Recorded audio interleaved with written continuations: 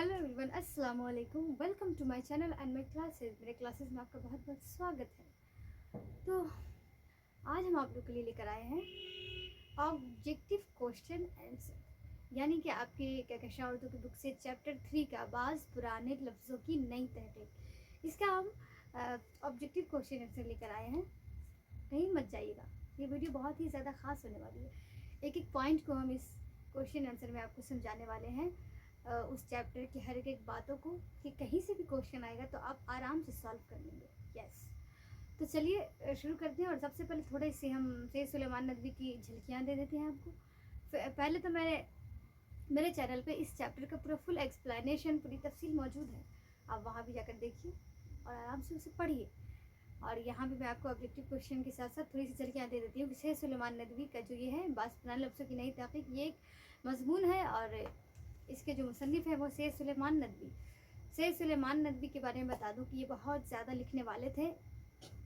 कसीरुत तसानीफ़ कहते हैं। मुसन्निफ़ तो सभी होते राइटर, लेकिन जो बहुत ज़्यादा लिखते हैं हर टॉपिक्स पे, हर मैदान पे, जैसे कि वो अदीब निगार भी थे, मज़ामीन निगार भी थे। इनकी बहुत सारे अलग अलग डिपार्टमेंट में इन्होंने लिखा है, अलग अलग टॉपिक पे बहुत सारी चीज़ें लिखी हैं।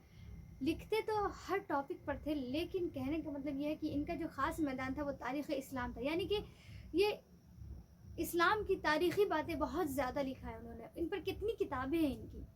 इस्लामी मतलब ख़ास मैदान था इनका तारीख़ इस्लाम, यानी कि इस इस्लामी तारीख़ी बातों को, तारीख़ की इस्लामी बातों को जो गुज़र चुकी हैं, जितने सारे वाक़े हो चुके हैं, इस्लाम जब से बना तब से लेकर के, इस्लाम रिलीजन तब से लेकर आज तक के जो हमारे मज़हब के बारे में उन्होंने अपने तारीख़ इस्लाम इनका ख़ास मैदान था। आप समझ लेना इसे कहलाता है। बहुत ज़्यादा लिखा है इन्होंने। इनकी हय्याम और रहमत आलम जो किताबें हैं, इसमें मैंने ख़ुद पढ़ा है रहमत आलम, उसमें ख़ास कर सैयद सुलेमान नदवी ने उन्होंने कब कौन सी लड़ाइयाँ हुई, तारीख़ इस्लाम की जितनी भी बातें हैं, कहाँ से इस्लाम शुरू हुआ, कितने ज़्यादा मुश्किलें झेलनी पड़ी, ये सारी बातें तारीख़ इस्लाम की एक एक बात उन्होंने रहमत आलम में लिखी है। जी हाँ, तो ये थी उनकी बातें। अब आते हैं कि इनका ये जो नदवतुल उलमा में शिबली नुमानी के साथ रहते थे, अपने उस इतनी बड़ी हस्ती से इन्हें मिलने का मौका मिला हायर एजुकेशन की, यानी कि आला तालीम की तमन्ना लिए नदवतुल उलमा में गए थे और शिबली नुमानी साहब से इनकी मुलाकात हुई थी और फिर वहीं रहने लगे थे।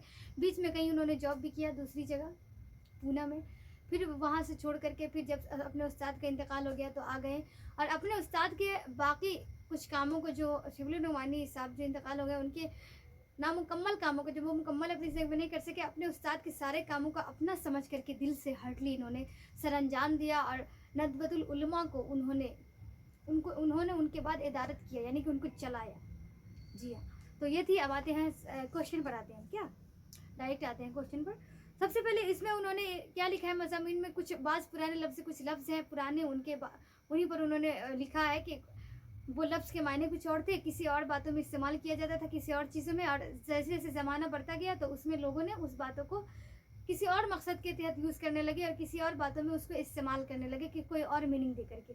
तो इस भूख तोड़ने की इस्तिलाह को क्या कहते हैं? क्वेश्चन नंबर 1 है ऑप्शन खाना, नाश्ता, रोज़ा, सेरी।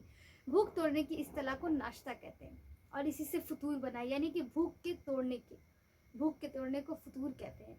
तो नाश्ता क्या होता है? हम लोग जो खाते हैं, सुबह सुबह उठते हैं, बासी बुरे तो कुछ खाए पिए नहीं, उस पर मुँह हाथ धुल करके आराम से खाते, फ्रेश करके। नाश्ता क्या, जो हम लोग सुबह सुबह उठते हैं ना, रात का जो खाना खाते हैं तो वो तहलील हो जाता है, फिर हम सुबह भूख लगती है तो हम लोग जो अपने भूख को तोड़ते हैं ना कुछ खा करके, वो नाश्ता होता है सबसे पहले। तो इसलिए भूख तोड़ने की इस्तिलाह को नाश्ता कहते हैं। अरबी में नाश्ता को क्या कहते हैं? अरबी में नाश्ता को फतूर कहते हैं। ये जो नाश्ता से जो ये फतूर निकला है, जो ये अरबी लफ्ज़ है, इसका माने भी नाश्ता होता है। भूख तोड़ने की इस्तिलाह यानी भूख तोड़ने की जो चीज़ें होती है, हो गया। उसके बाद हम आते क्वेश्चन नंबर 3 पर। फतूर के मानी बताइए। फतूर के मानी तोड़ने के। नाश्ता का मतलब भी भूख के तोड़ने के और फतूर का मतलब तोड़ने को होते हैं। भूख तोड़ने को लिखे या आप तोड़ने के, दोनों रहेगा तो आप में तोड़ने का रहेगा तो भी आपने टिक कर देना है, और भूख तोड़ने के तो भी आपने टिक कर देना है, कंफ्यूज नहीं होना। क्वेश्चन नंबर 4 पर आते हैं। सुर्खी से क्या मुराद है? सुर्खी हमने बताया था, आपको बताया उस चैप्टर में कि उन्वान, जैसे कि लिखा क्या है टॉपिक्स में, उस चीज़ को की पहचान कराती है कोई भी हेडलाइन में जो लिखा होता है मोटे हुर्फों से, उसे उर्दू में उन्वान कहते हैं। तो सुर्खी से क्या मुराद है? सुर्खी किसे कहते हैं? उर्दू में कहते हैं ना, सुर्खी पर आज ये खबर थी, अखबार की सुर्खी पर, यानी सबसे पहले जो हेडलाइन में होता है ना उन्वान, उसे ही सुर्खी भी बोलते हैं, ठीक है ना। तो सुर्खी का मतलब होता है उन्वान, उन्वान पे आपने टिक कर देना है। क्वेश्चन नंबर 5 में आता है अहदी के मानी क्या है। अहदी के मानी होता है काहिल, कहा मैंने बताया उस चैप्टर में कि अहदी का मतलब निकम्मा, चुस्त, काहिल, कामचोर को आम बोलचाल में सब अहदी कहते हैं, अहदी को अहदी कहते हैं, ठीक है ना। तो काहिल होता है, जवाब में आपने काहिल लिखना है। क्वेश्चन नंबर 3 में आपने लिखना है कलगी खुलना के मानी बताइए। कलगी खुलना के मानी होता है ऐब जाहिर हो जाना। क्या होना? कलगी खुलना, ऐब जाहिर हो जाना या ऐब जाहिर करना। किसी की बात कोई राज खुल गई, कोई ऐब खुल गया तो उसे कहते हैं ना कलगी खुल गया। मतलब कलगी का मतलब होता है रंग चढ़ाना, कोई खुरदुरी चीज़ें उस पर रंग चढ़ा दिया। कोई ऐसी बातें जो छुपाई जा सके, मतलब जाहिर नहीं करना चाहते लोग, उसको किसी भी तरह से पर्दा डाल देते हैं और वो छुप जाती है। बाद में जब वो खुल जाती है तो वो जो पर्दा होता है ना, छुपा देना बातों को, वो खुल जाती है। तो वही कहते हैं कि भाई कली खुल देना, यानी कि रंग खुले, रंग हट गया तो सामने की जो दीवारें होती है ना, असल खुरदुरी, वो सामने आ जाती है। तो इसी तरह कोई बात जाहिर हो जाती है, राज पर्दा हट जाता है, तो वही कहते हैं कली खुल देना आम बोलचाल में। ओके, कली खुलना के मानी बताइए, ऐब जाहिर करना। कली फिरने के मानी बताइए। कली फिरने का मतलब होता है ऐब छुपाना, ठीक है। यानी कि किसी भी चीज़ पर आप कोई भी ख़राब चीज़ें खुरदुरी है, आपने उसको नया कर देना है, एकदम अच्छा कर देना है। उस पर आप दीवार हो या कुछ भी चीज़ें रंग चढ़ा दिया है, आपने कवर कर दिया है ऊपर से, तो वो चीज़ें छुप गई है, अंदर की चीज़ें ऊपर से एकदम अच्छा दिख रहा है। तो इसी तरह कोई बात अगर पर्दा डाल दिया तो वही कहते हैं कली फेर देना, ठीक है। ऐब छुपाना, याद रखिएगा। शिबली नुमानी की सीरत की किताब सीरतुन नबी को किसने मुकम्मल किया? शिबली नुमानी की सीरतुन नबी जो किताब थी शिबली नुमानी के बाद सैयद सुलेमान नदवी ने ही मुकम्मल किया, याद रखिएगा। इसका जवाब अपने सैयद सुलेमान नदवी लिखना है, किसी भी हाल में टिक कर देना, अंडरस्टैंड। सैयद सुलेमान नदवी कब पैदा हुए?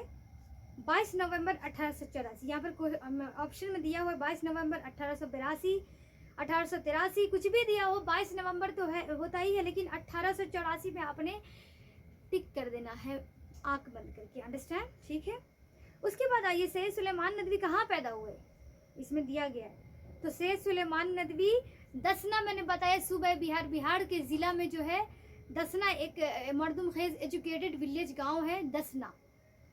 दसना नालंदा, जो अब नालंदा में है, ठीक है। दसना नालंदा, दसना नालंदा लिखा होगा, यहाँ पर दिया हुआ पटना, गया, दसना नालंदा, बिहार शरीफ। तो आपने कुछ नहीं, आंख बंद करके अगर सिर्फ दसना भी होगा तो आपने क्लिक कर देना है, उसको टिक कर देना है, और दसना नालंदा भी होगा तो आपने उसी को टिक करना है ऑप्शन में से।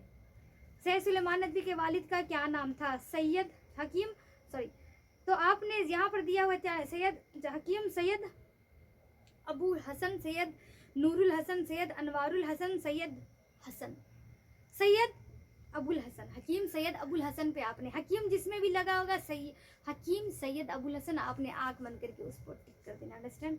सैयद सुलेमान नदवी ने कहाँ से